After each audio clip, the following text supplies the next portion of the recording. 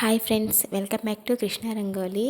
ఈరోజు మనం 5 చుక్క సంత చుక్క అండి 3 వచ్చే వరకు స్మాల్ ఫ్లవర్స్ చాలా ఈజీగా వేసేయచ్చు. మీరు ట్రై చేయండి. ట్రై చేసి అలాగే వీడియో నచ్చినట్లయితే, మీకు ఈ డిజైన్ నచ్చినట్లయితే లైక్ చేయండి, సబ్స్క్రైబ్ చేయండి ఫ్రెండ్స్. ప్లీజ్ సబ్స్క్రైబ్, వీడియో చూసేయండి. Thank you for watching.